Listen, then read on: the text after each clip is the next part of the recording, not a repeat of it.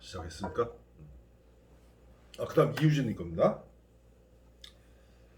동화를 읽고 내가 나이 먹었다는 걸 새삼 실감했다.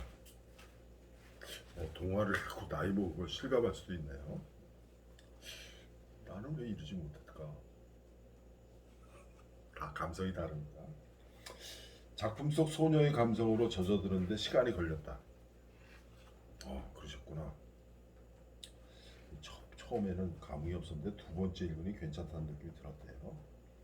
엄마를 기억하는 나무와의 교감을 통해서 엄마의 사랑이 결핍된 소녀가 치유되는 과정이 잔잔한 감동을 준다.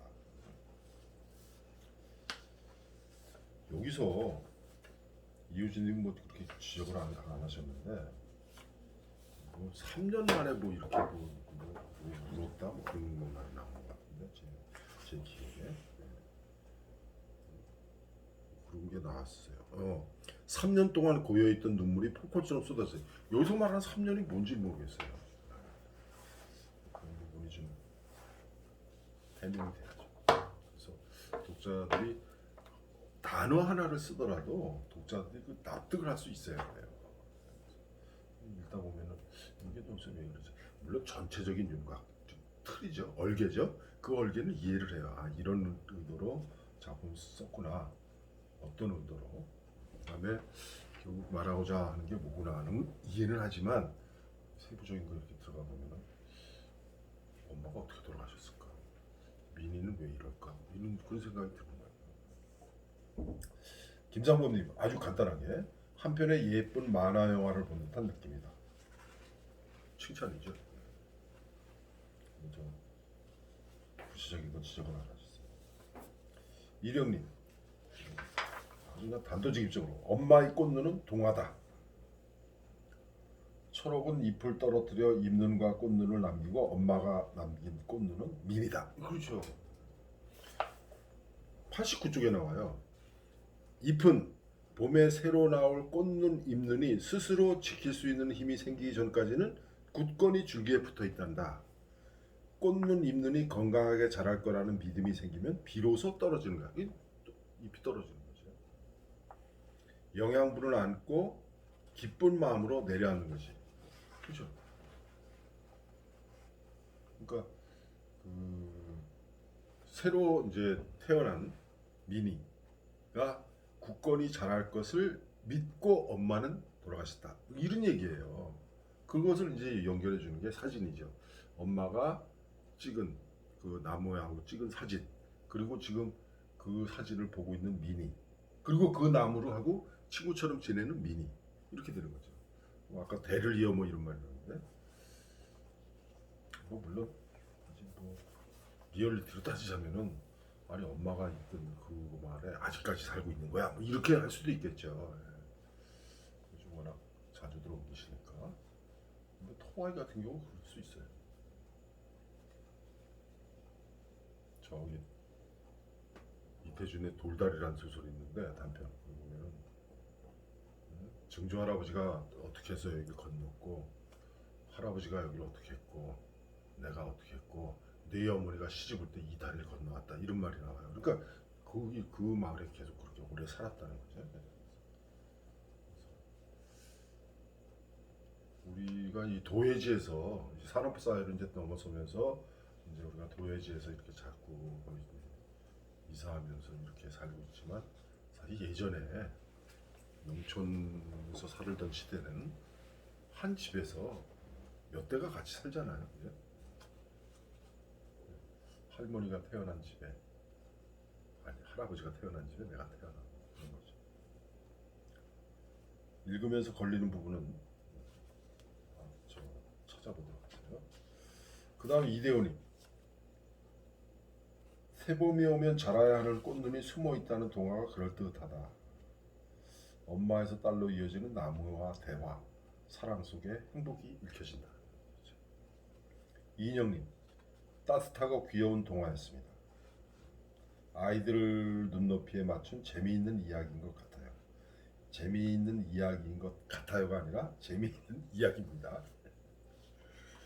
그다음 서미숙님이 참 이렇게 예리하고 날카로워요. 말씀해 주시는데 자 가슴 따뜻한 이야기였는데 편안했지만 다소 밋밋한 느낌도 들었다. 왜 서미숙님은 밋밋하다는 표현을 했을까? 감상에다가 요거 이 글을 쓰신 분은 생각을 해봐야 돼요. 왜 이런 말이 나왔을까? 그 다음에 손목위의 시계는 공상인지 실제인지 파악도 안 되는 상태에서 이야기가 갑자기 여름방학으로 넘어가 흐름이 자연스럽지 않게 된 거잖아요. 저도 그 부분이 좀 이상했어요. 그다음에 서미숙님은 또 이렇게 좋게 평하신 게 이런 거예요. 내 생각으로는 무생물과 특별한 관계를 갖는 것은 대개 결핍에서부터 시작인데 여기서는 엄마의 부재로 생기는 그리움, 외로움이 깔려 있을 것으로 보인다. 그 결핍이 해소되기 위해서는 그 결핍이 어디에서 오는지 그리고 그 결핍이 크면 클수록 극적 해소가 읽는 이들에게 시원하게 느껴질 것이다. 그런데 여기는 그런 게 없다. 바로 그거예요. 물론 아까 얘기했듯이 꽃눈과 잎눈 그게 이제 잎이 떨어지게 그 새로 이제 태어날 거를 예상하면서 그게 믿음이 가야지 떨어진다는 건데 그거는 이해를 했는데 그리고 엄마하고 미니하고 30년 차이를 두고 같은 나무하고 이렇게 연결되는 거. 그런데 여기서처럼 미니의 어떤 외로움 그리고 어머니의 부재 그리고 그것을 극복하는 그 어떤 과정 그런 것들도 아까 해서 3년 동안 뭐 어쩌고 저쩌고 어머니가 돌아간 지 3년 됐다는 건지 그게 명확하지가 않으니까 그래서 초록 이외의 관계들이 초록이하고 관계 말고 다른 사람들하고의 관계가 잘 그려지지 않아 미니의 주변 상태가 확 와닿지 않는다. 소미수님 정확하게 지적하신 거예요. 개인적으로는 초록이가 있는 장소가 어딘지 궁금하다. 부천이라서 그런가? 부천이라서 나도 부천 사는데 응? 여기가 어딜까? 이 프라타나스 나무가 어디 있는 걸까? 한번 가보고 싶다. 그런 것 같아요. 학교 가는 길이라니 머릿속에서 그 동네의 모습이 잘 그려지지 않는다. 서미숙님이 우리 부천 구석구석 잘 알고 계시니까 그러실 거예요. 그 다음에 여기 저 서미숙님 아까 제가 얘기한 거 여기 서미숙님 또 얘기했어요. 잎은 엄마이고 꽃눈은 미니를 나타낸 것은 아닐까 생각하니 가슴이 뭉클해졌다. 그렇게 미니가 엄마의 꽃눈이라는 제목은 잘 맞는다고 생각한다. 그런 거예요. 자, 이순자님 잘 들으세요. 이 엄마의 꽃눈은 동화입니다. 그리고 앞으로 글 쓰실 적에 이 글은 이 문장은 그러지 말고 그냥 이 작품은 아니면 그냥 제목 쓰세요. 엄마의 꽃눈은 어떻다 이렇게. 그리고 문장이란 단어는 한 문장 주어 서술어 목적어 보호 주어 서술어로 주어 있고 뭐 여러 개 있고 나중에 서술어로 끝난 그 한 문장을 나타내는 겁니다. 문장이란 단어로 작품을 나타낼 수는 없어요. 우리말에서는 그렇습니다. 꼭 기억하세요.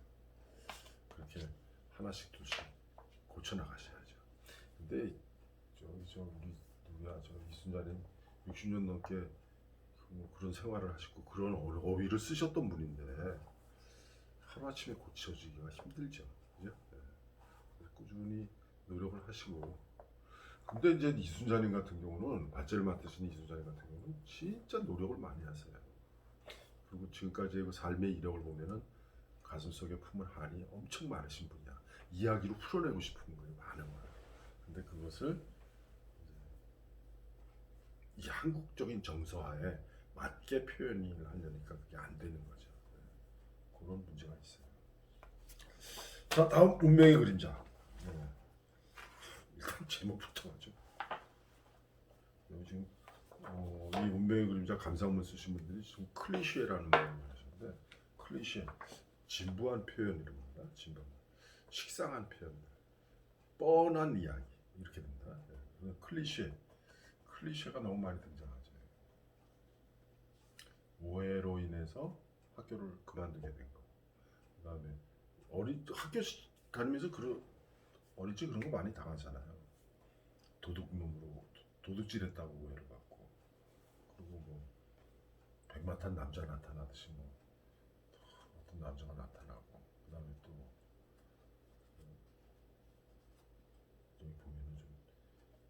남자 관계도 그렇고 여자 관계도 그렇고 남자 관계 여자 관계가 아니라 남녀의 어떤 그런 관계도 그렇고 그 다음에 인물들 간의 어떤 관계도 그렇고 너무 이게 진짜 있는 일일까 이런 생각이 그런 경우가 많아요.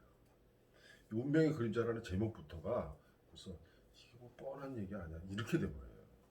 그래서 제목적 관측에 운명의 그림자 그러면 여기서 그림자가 뭔데? 그렇게 할 수 있거든요. 이우진님이 발제를 맡아가지고 아주 차근차근 이렇게 현재, 과거, 현재 이렇게 해서 다시 과거로 갔다가 현재, 그다음에 다시 뭐 과거, 갔다가 현재 이렇게 줄거리를 그 소설 속에 나와 있는 그 소설 속에 서술된 사건 차례대로 이렇게 아주 잘해 주셨어요. 지적을 아주 제가 지적할 거를 이우진님이 다 해버리셨어요. 이야기 구성에서 우연한 만남의 반복, 혜은의 회사 입사 과정, 마지막 석호의 죽음까지 이야기 전개가 우연과 갑작스런 상황 변화로 인해 전체적으로 억지스럽다. 이야기 전개에 아무런 역할을 하지 못하며 갑작스럽게 등장한 강세민의 정체와 그의 과거 이력, 그리고 단계를 훌쩍 뛰어넘어가는 듯한 남녀 관계, 이런 것들이 몰입을 방해한다는 거죠. 이게 이런 일이 일어날 수 있나? 그래서 이야기에 공감을 끌어내지 못한다. 이 글을 쓰신 분은 이 글 속에 나오는 여러 가지 에피소드들이 다 본인이 알고 있는 사실들일 수도 있어요. 그런데 그 알고 있는 사실들이 팩트일지라도 사실일지라도 소설로 표현될 적에는 앞뒤의 문맥을 살려가지고 앞뒤의 서술을 통해서 독자들이 납득할 수 있어야 돼. 고개를 끄덕일 수 있어야 돼. 그것을 전에 뭐라 그랬어요? 리얼리티, 개연성, 사실성, 핍진성 이렇게 얘기했잖아요. 그 리얼리티가 살아나지 않으면은 소설에선 아무리 멋진 사건이라고 해도 독자들이 고개를 끄덕이질 않아요. 여기에 나와 있는 운명의 그림자 나와 있는 여러 가지 사건들 한 개도 고개가 끄덕여지는 게 없어요. 왜 그럴까? 네, 너무 생뚱맞으니까. 비교한 대로 제가 먼저 이효진님 거 얘기하기 전에 제 거. 아니 전교 1등이라며.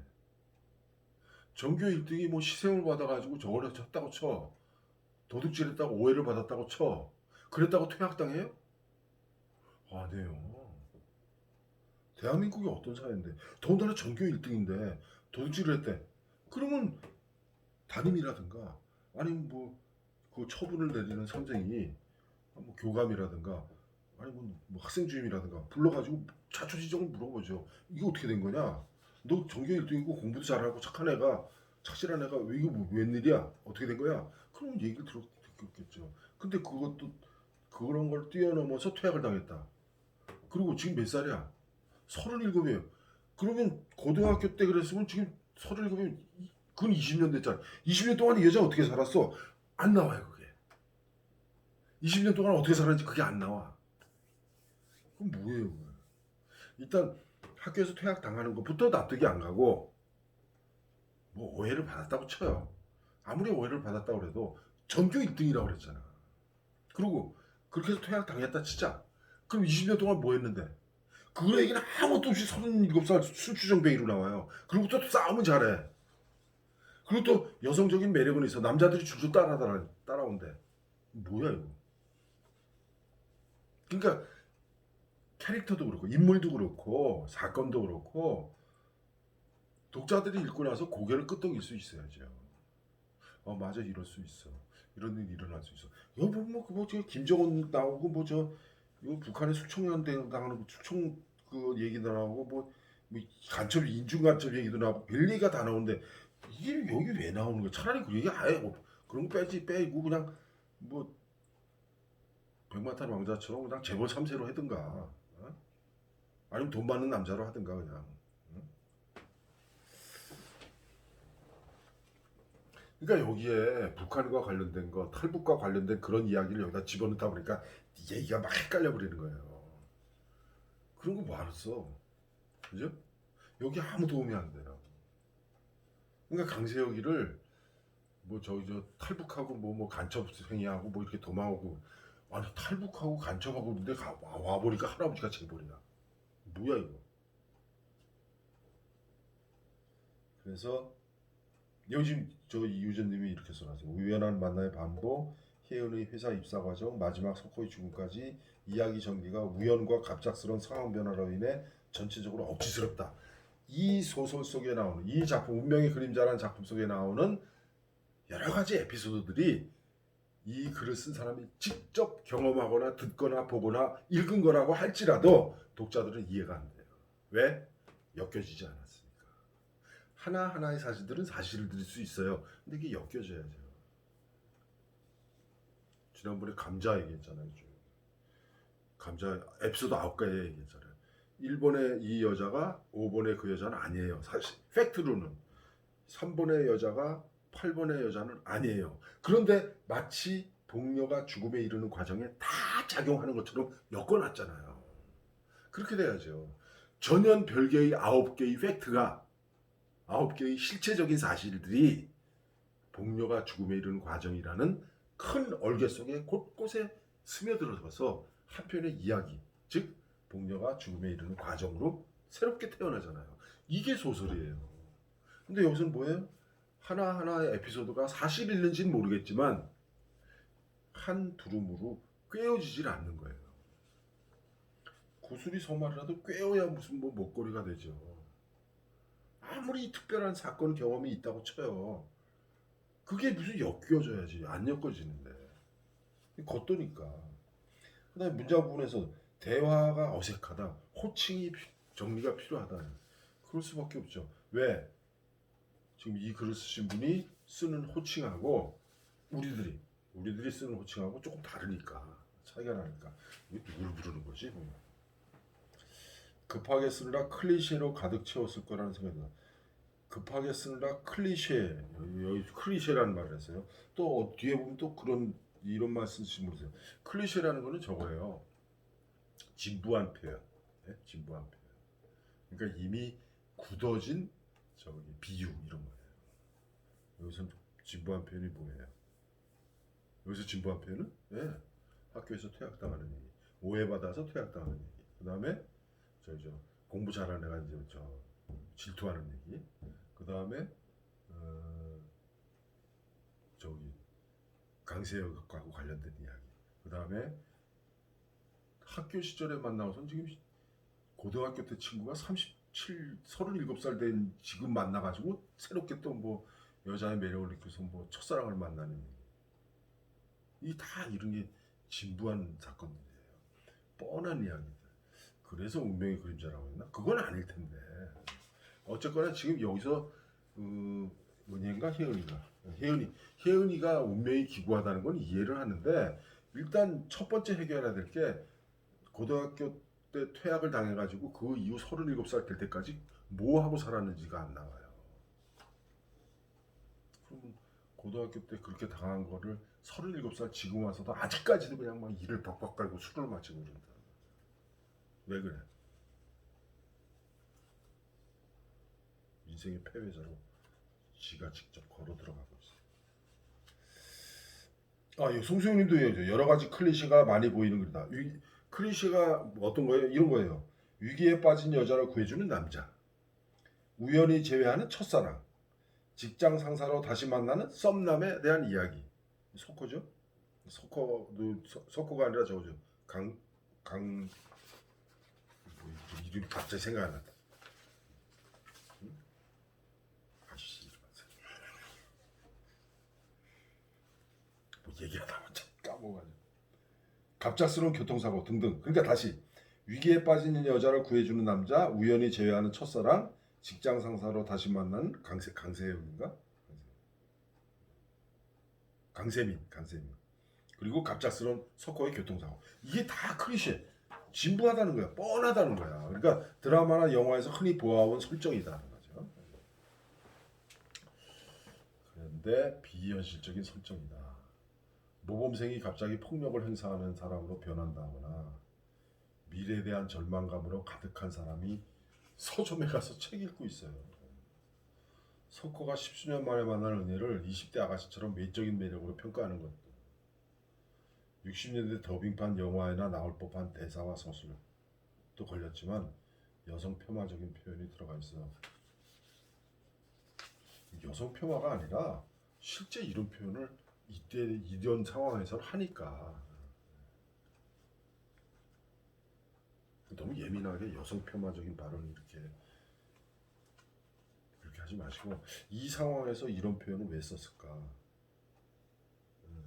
그 인물의 어떤 캐릭터를 그대로 보여주는 거예요. 그다음에 생활의 무질서하면 외모까지 피폐해지게 마련인데 혜은은 참 매력적인 사람으로 나와요. 안 맞아요. 내용이 미완성인 것으로 보아 연작 소설의 한 편이라고 해도 상관없을 것 같다. 마지막에 보면 마무리가 잘 안 되어 있어서 이게 뭐 계속 이야기가 이어지는 건가 이런 생각이 들어요. 그래서 여기 지금 이게 누구지? 오늘 왜 이렇게 헷갈리냐? 송수영님도 그렇게 저하고 같은 생각이에요. 계속 이어지는 건가 이게 내용이? 그런 생각이 들었어요. 그 다음에 운명의 그림자를 그 윤명호님 누가 쓴 글인지 단박에 알아챌 수 있었다. 북한이나 중국과 연계된 이야기라서 그런지 매번 글의 내용이 놀랍고 적응이 되지 않는다. 상처에 짓눌린 주인공의 심리 묘사는 별로 없고 사건만 계속 나열해서인지 공감이 되지 않고 반감만 가중시키고 있다. 그렇죠. 누명을 벗지 못했다면 글 속에 그에 대한 개연성 있는 해석이 있어야 이해가 될 것인데 그게 없어요.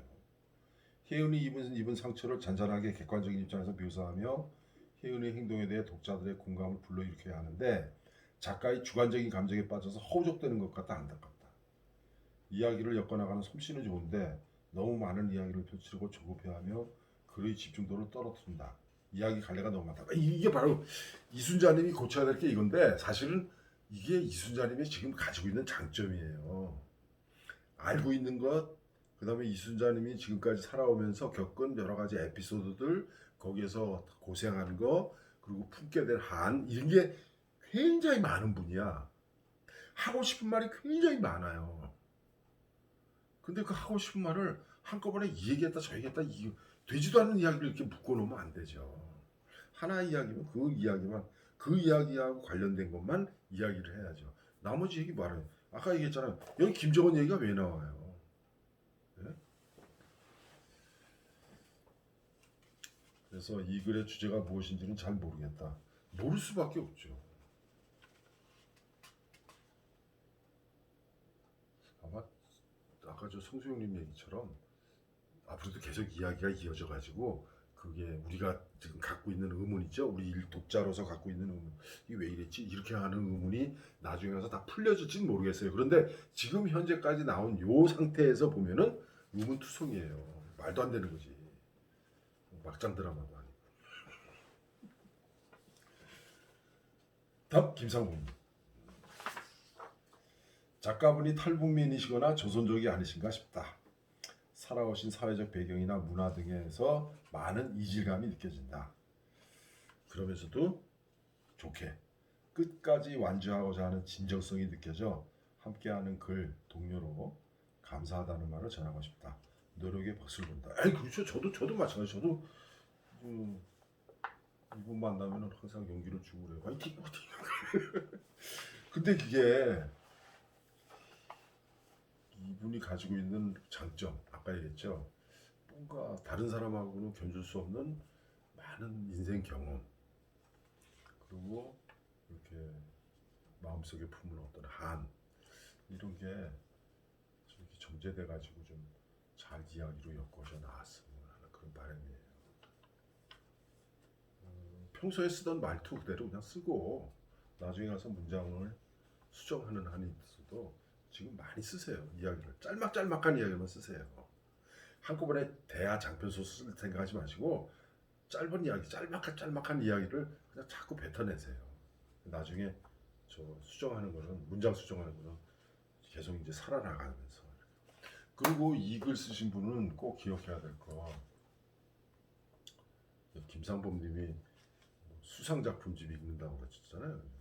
김상범님이 있는 그 문학상 수상작품집, 예를 들어서 황순원 문학상, 동인문학상, 이상문학상, 소설문학상 중에서 지금 대표적인 게 이건데, 이 이상문학상, 황순원문학상, 동인문학상 수상작품집들 읽으세요. 신춘문예 읽어봐야 저 이거 쓰신 분한테 별 도움이 안 돼요. 신춘문예 수상작품집은 별 도움 안 됩니다. 아, 그리고 미리 얘기한다. 소설 창작 공부하시는 분들 신춘문예 수상작품집 전혀 도움 안 됩니다. 그러니까 그런 거 잊지 마시고 그 문학상 수상작품집들 읽으세요. 그게 좋습니다. 왜 신춘문예 수상작품집 읽지 말라고 하냐면은 상을 받기 위해서 만들어진 소설들이에요. 요즘 나오는 신춘문예 수상작품집. 어떤 작품의 경우에는 대학교 1학년 때 작품을 써가지고 그것을 4학년 때까지 한 50번 고쳐가지고서는 나중에 수상작 신춘문예에 당선된 것도 있어요. 그럼 어떻게 될까요? 네. 그 다음 작품이 없어요. 그 다음 작품이 없어요. 왜? 한 작품 가지고 50번 넘게 고쳐 써가지고서는 상을 받았고요. 그 다음 작품이 없죠. 그것보다는 한 50편 쓰세요. 그냥 되지도 않지만 막 쓰고 계속 쓰세요. 계속. 그래서 이걸 쓰신 분 운명의 그림자 자꾸 나누세요. 나눠가지고 이런 얘기도 쓰고 저런 얘기도 쓰고 계속 쓰세요. 그래서 좋은 얘기를.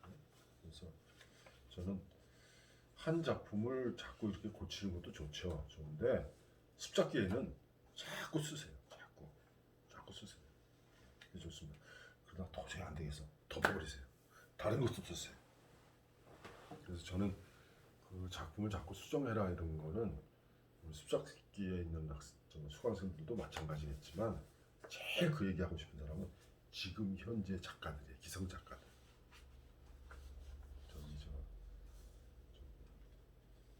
문학동네, 현대문학, 월간문학 지금 문제지만 우리 저 소설가 옆에서 나오는 한국 소설 읽을 게 있어야지.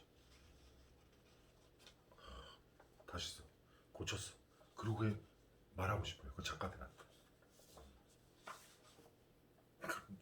이병렬 너는 얼마나 좋은 소설 쓰길래 그래서 아마 못 쓰는 것 같아.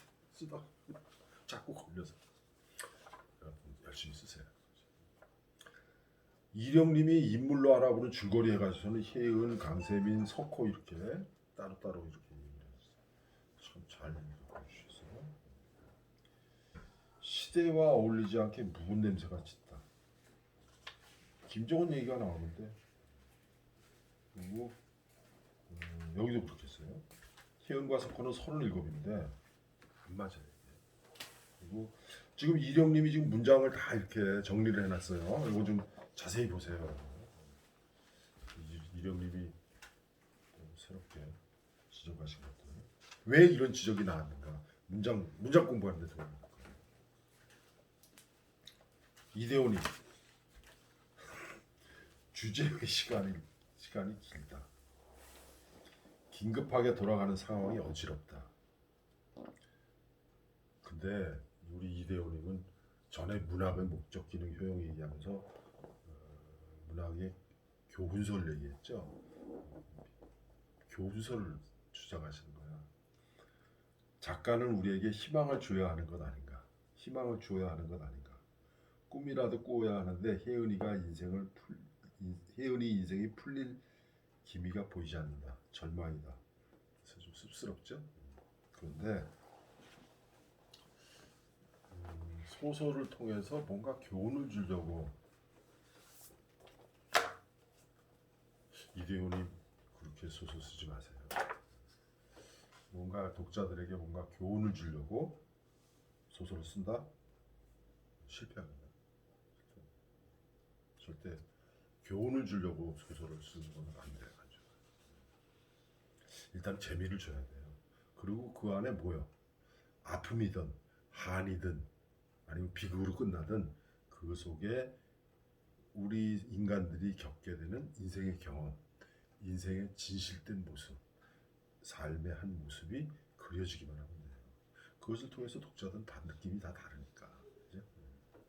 그래서 희망을 주는 소설, 희망을 주는 소설 뭐가 있을까? 기억나는 게 없네요. 이인영님.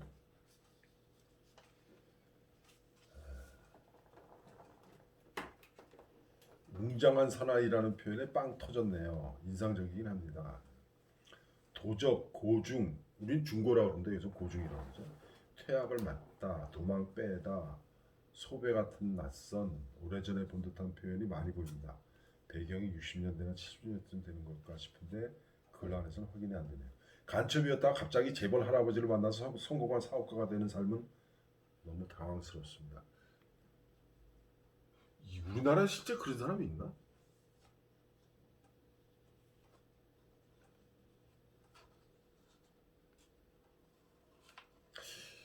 예를 들어서 재벌이 된 사람이 있다 그러면 그 사람의 아들, 딸들, 손주들 다 조사가 되죠. 근데 갑자기 북한에서 나온 애가 손자래. 택도 없는 얘기입니다. 여자 주인공부터 너무 당황스러웠다. 세상을 원만한 것까진 좋은데 몸도 못 가는 만큼 술에 취해서 길바닥에서 헤매고 싸움질을 한다. 여기도 그랬네. 전교 1등이면 어지간해서 퇴학 안 시킬 텐데 누명을 뭘 어떻게 씌웠길래 퇴학을 당했을까? 그러니까 그 지금 여러분들이 지적하신 거 이제 요약을 해보자면은 제가 아까 얘기한 거하고 비슷해요. 일단은 하고 싶은 얘기 많은 것 같은데 그 이야기. 그러니까 이 글을 쓰면서 이 글을 쓰신 분이 먼저 감정에 치우쳤어. 막 자기 감정에 그냥 막 이런 얘기 써야 돼 이거. 아니면은 실제 이 사실을 에피소드가 된 이 사실을 알고 있겠죠. 그걸 내가 이렇게 써야 돼 그러면 그렇게 된 거야. 작가가 혼자서 감정에 치우치게 되면은 글이 이렇게 된 거예요. 아주 안 좋습니다.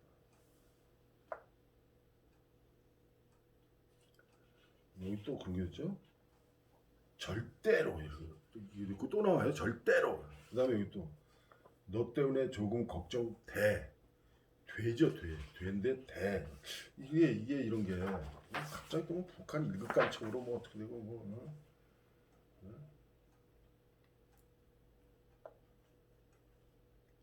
아무튼 이게 또 이러잖아. 직원들은 서로가 웃고 떠들며 활락으로 들끓다. 아니 지금 회식하는 거예요. 회식하는데 술 마시고 뭐 웃고 떠들고 하죠. 근데 그게 활락은 아니란 말이에요. 거기에 왜 활락이란 단어가 들어가? 그러니까 이게 좀 생뚱맞는 어휘들 이런 것들이 글쎄요. 중국에서는 그렇게 표현을 하나? 그건 아닐 텐데.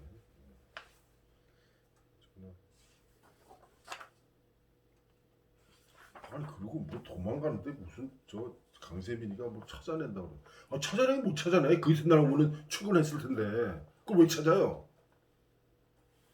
그죠? 그러니까 이게 안 맞는 거야 이게. 우리 촬영하시는 분이 깜짝 놀래네 내가 막. 그러니까 이게 너무 어이없고 황당한 이렇게 진술이 나오니까 여기 강세민이가 그렇게 됐어요. 이번에는 하늘 끝에 숨었다 해도 찾아내야지. 누구를? 은혜를. 찾아내긴 뭘 찾아내요. 그냥 그 이튿날 보면 출근했을 텐데. 그죠? 도대체 왜 사라진 거지? 내일 아침에 출근할 텐데. 그러면서 뭐 집착입니까? 왜 저를 찾아다니는 거예요? 찾아다녔나? 회사에서 직장 상사를 만난 저기 술 취해서 뭐 이렇게 저 남자들한테 혹시 모르죠 겁탈당할 수도 있었는데 와서 구해줬잖아요. 근데 그 남자가 회사 이사야. 잘 됐죠, 그죠? 왜 또 싫어하는 것도 모르고. 그리고 저기 나중에 이제 석호가 이제 뜻은 아마 그런 것 같아요. 은혜를 이렇게 혜은이를 밀어내고 석호가 대신 차에 친 걸로 되는데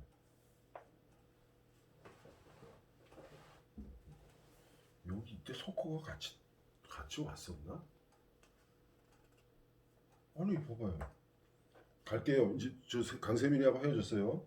혜은은 돌아서서 어둠 속으로 걸어갔다. 강세민은 그녀가 골목길로 꺾어들 때까지 지켜보았다. 혜은은 어두운 골목길을 빠져나가 큰 길로 들어설 때 검은 승용차가 질주해오며 그녀를 덮쳐오는 순간 누군가 그녀를 힘껏 밀쳐내고 퍽 하는 소리와 함께 저쪽으로 튕겨나가며 쓰러졌다. 석호가 이렇게 치였다는 건데 왜 그런 건지 석호가 따라왔나?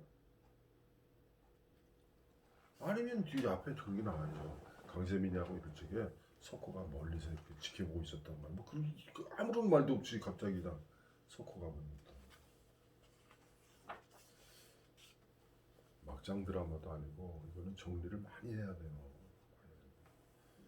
지난번에 저기 이글 쓰신 분 다른 작품도 제가 그렇게 지적을 했는데 일단은 문장 수련하는 거는 시간이 지나야 되니까 지금 당장 어떻게 고치지가 않아요. 지금까지 써온 게 있기 때문에 그래서 일단은 지금까지 해주고 싶은 얘기는 많이 쓰세요. 대신 짧은 이야기 집중해서 하나의 주제로 엮어질 수 있는 이야기, 그 이야기 단편적인 이야기만 쓰세요. 괜찮아요. 자, 드디어 마지막 작품입니다. 다음 주에 이인영님이 자가격리 발제자입니다. 한정민님이 합장. 한정민님이 뭐 일 때문에 저한테 이제 보냈어요. 메시지를 보내고 일 때문에 좀 강의에 참석은 못하지만 과제도 잘 못하지만 매번 영상 잘 보고 있습니다. 이렇게. 근데 아마 발제는 해주시겠죠, 그죠? 한정민님 발제 합장입니다. 자, 아마 이게 미리 준비를 하셨을 거예요.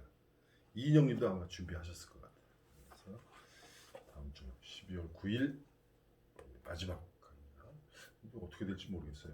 좀 도서관에 좀 알아보고 그 다음에 일정이 어떻게 되는지. 아무튼 다음 주에 마지막 작품 좀 이번에 새로 낸 잔 대신 작품이고 마지막 작품 한다는 거 같이 제때 올려주세요. 다음 주에 뵙겠습니다.